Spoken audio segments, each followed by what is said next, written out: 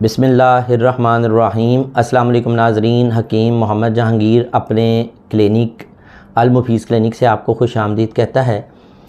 नाज़रीन, आज हम बात करेंगे एक ऐसे प्रॉब्लम के ऊपर कि जिस प्रॉब्लम के पेशेंट मैं तकरीबन पिछले 3-4 साल से अपने मतब पर भी कसरत से देख रहा हूँ और कुछ लोगों की ये डिमांड थी कि मैं इसके ऊपर कोई जो है वो इन्फॉर्मेटिव क्लिप डालूं और लोगों तक मैक्सिमम जो है ना इन्फॉर्मेशन चली जाए।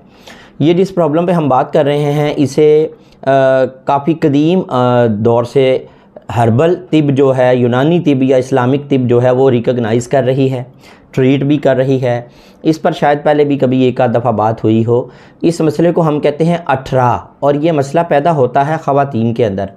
अच्छा, इस मर्ज़ की इलामात क्या होती हैं, असबाब क्या होते हैं, ये मर्ज़ पैदा कैसे होता है? ऐसी ख़वातीन जिनको हमल ठहरता ही नहीं, प्रेग्नेंट होती ही नहीं और अरसा दराज तक जो है शादी के बाद वक्त गुजरता रहता है, लेकिन जब हम रिपोर्ट्स करवाते हैं तो शौहर की रिपोर्ट्स भी नॉर्मल आती हैं, अपनी भी रिपोर्ट्स उनकी नॉर्मल आती हैं, लेकिन प्रेगनेंसी कंसीव नहीं हो रही होती।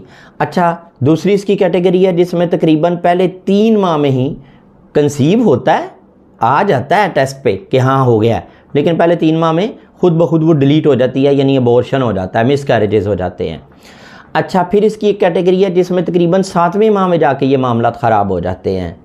फिर इसकी एक कैटेगरी है जिसमें 9 माह के बाद बच्चे की विलादत तो हो जाती है, लेकिन होता क्या है, विलादत के 3 दिन बाद, 4 दिन बाद, 6 दिन बाद, 9 दिन बाद, बाज़ औक़ात 3-4 माह बाद, और चंद केसेस में मैंने ये देखा है 1.25-2 साल बाद। और ये मैंने एक केस देखा, उसमें उनके 4 बेटे हुए, चारों बेटे, मैं पेशेंट का नाम इसलिए नहीं लेना चाहता कि हम इन मामलात में सीक्रेसी के कायल हैं। मेरे एक पेशेंट थे, उनके 4 बेटे हुए, चारों बेटे 1.25-2 साल ज़िंदा रहे और हर बच्चा 1.25-2 साल पूरे करता था और उसके बाद डेथ हो जाती थी। अच्छा, इसी तरह इसी प्रॉब्लम में बाज़ औक़ात बच्चों में डिसेबिलिटी आती है, माजूरी आती है। बेटियों में भी वो माजूरी आ सकती है, बेटों में भी वो माजूरी आ सकती है। अच्छा, बाज़ का इसका ये भी होता है, बेटियों का हमल होगा तो बेहतरीन होगा, चलेगा, पूरा होगा, बेटी पैदा होगी और सेहतमंद होगी और ज़िंदगी वाली होगी। बेटे का हमल ठहरेगा ही नहीं, और फ़र्ज़ करें बेटे का हमल ठहर गया, बेटे की जेंडर आ गया बेटे का, तो बेटे के जेंडर पे आके ये मर्ज़ जो है ना एक्टिव होगा और उसको अंदर ही ख़त्म कर देगा, यानी ग्रोथ ही नहीं होने देगा। अक्सर डॉक्टर्स कह देते हैं नहीं इसकी ग्रोथ नहीं हो रही, इसको ख़त्म कर दें। तो बेटे की दफ़ा नहीं जो है वो काम करने देगा, ये बॉडी को नहीं ग्रोथ होने देगा, मिसकैरेजेस हो जाएंगे, अपने आप हमल गिर जाएगा। अच्छा, इसी तरह बाज़ ख़वातीन में बेटे पैदा हो जाते हैं, बेटी की दफ़ा यही अमल होना शुरू हो जाता है। अच्छा, इसके बाद क्या होता है, बाज़ औक़ात बेटों में डिसेबिलिटी आती है, बेटियाँ ठीक पैदा होती हैं, बाज़ औक़ात बेटियों में डिसेबिलिटी आती है, बेटे ठीक पैदा हो जाते हैं। यानी इसकी इतनी अक़साम और कैटेगरीज़ हैं, और मोस्टली डॉक्टर्स इसको डील करते हैं मॉडर्न साइंस के मुताबिक, और वो मुख्तलिफ इंजेक्शंस ये वो करते रहते हैं। होता क्या है, जब आप बहुत ज़्यादा मेडिकल ट्रीटमेंट ले लेते हैं, चूँकि एलोपैथी में अभी इसको ज़्यादा रिकॉग्नाइज़ नहीं किया जा रहा है, 18 का प्रॉब्लम अभी तमाम लोग रिकॉग्नाइज़ नहीं कर रहे। हाँ, एक मारूफ लेबॉर्ट्री है इसकी पाकिस्तान के अंदर एलोपैथिक मेडिसिन की, जिसे ज़ाफ़ा लेबॉर्ट्रीज़ कहते हैं, जिनकी ज़ेफनोल आती है और भी दवाइयाँ आती हैं। अच्छा, इन्होंने इस प्रॉब्लम को रिकॉग्नाइज़ किया है और इस पर ये काम भी कर रहे हैं। इसके अलावा आप जितने बड़े हर्बल दवा साज इदारे हैं ना, जो यूनानी अदविया बनाते हैं, वो सब इदारे कुछ ना कुछ इस मर्ज़ के लिए बनाते हैं, लेकिन वो काम क्यों नहीं करता, इफ़ेक्ट क्यों नहीं करता? इसके अंदर 2 तरह से ट्रीटमेंट है। एक तो आप अद्वियात लेते हैं, उसके साथ कुछ परहेज़ हैं, कुछ चीज़ों से रुकना है, और तीसरे नंबर पर कुछ ना कुछ हम अल्लाह की कलाम में से पढ़ने को बता देते हैं कि जी ये सूरा पढ़ लें, ये आयत पढ़ लें, ये पढ़ लें। वो एक तवातर के साथ हम अल्लाह की कलाम में से कुछ बता देते हैं जो हमें मतलब जो है एक अपने मुशाहिदे से, तजर्बे से या बुज़ुर्गों के समझाने से एक चीज़ जो मिली होती है, साथ हम दवाई दे देते हैं, साथ कुछ चीज़ों से रोक देते हैं कि ये चीज़ें नहीं खानी, ये इस प्रॉब्लम में इजाफ़ा करेंगी। तो चूँकि इसके ऊपर बेशुमार अब जो है वो लोग डिस्टर्ब हैं, और हैरानकुन ये बात है कि एक बस्ती में अगर 1000 घर है ना, तो 900 घरों के अंदर ये मसला चल रहा है बहू बेटियों में। 100 घर होगा जो भी सेफ होगा। और वजह क्या बन रही है? वजह बन रही है ब्रायलर चिकन का इस्तेमाल, बहुत ज़्यादा स्टीरॉइड्स का इस्तेमाल, बहुत ज़्यादा एलोपैथिक अद्वियात का इस्तेमाल। उसके बाद हमने जो अपना रहन सहन बदल डाला है, यानी बच्चियों ने उस तरह पर्दे को अहमियत देना बंद कर दिया है, रात और दिन के मामलात में बहुत ज़्यादा फ़र्क डाल दिया है। यानी अक्सर ऐसा होता है कि बेटियां जो हैं वो मगरिब या इशा के वक़्त बात करके और ऊपर छत पे जाके टहल रही होती हैं, बाल सुखा रही होती हैं।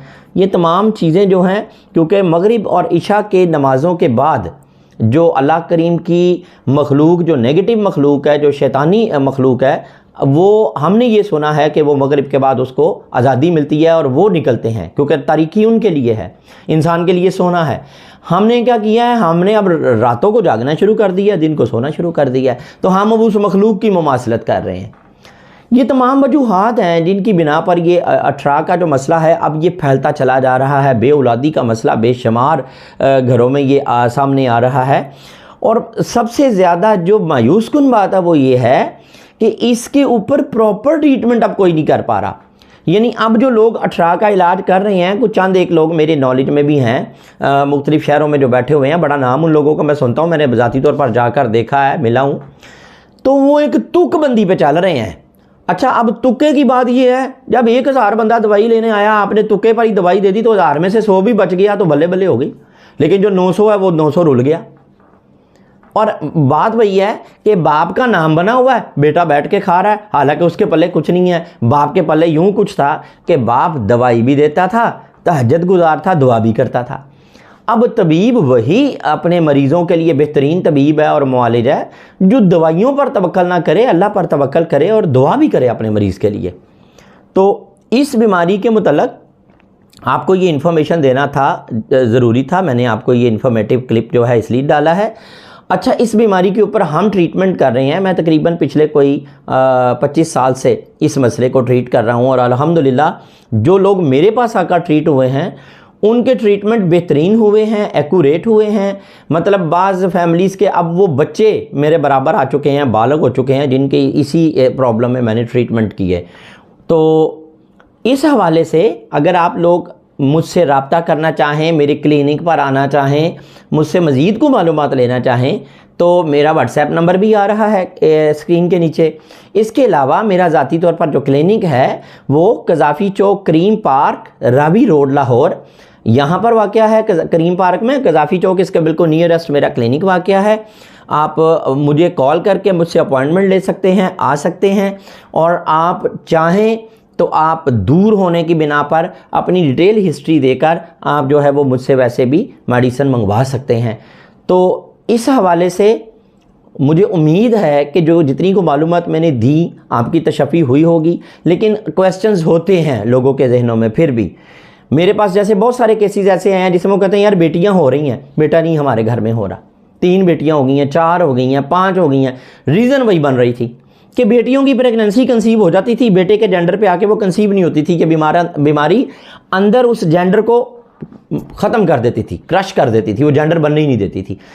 यही ट्रीटमेंट किया है 18 के हवाले से उनको मेडिसिन भी दी हैं, उनको अल्लाह की कलाम पढ़ने को भी कुछ ना कुछ बताया है। कुरान पाक से एक दो आयात हैं। अल्लाह ताला ने करम किया, आज उनके गोदियों में बेटे भी हैं।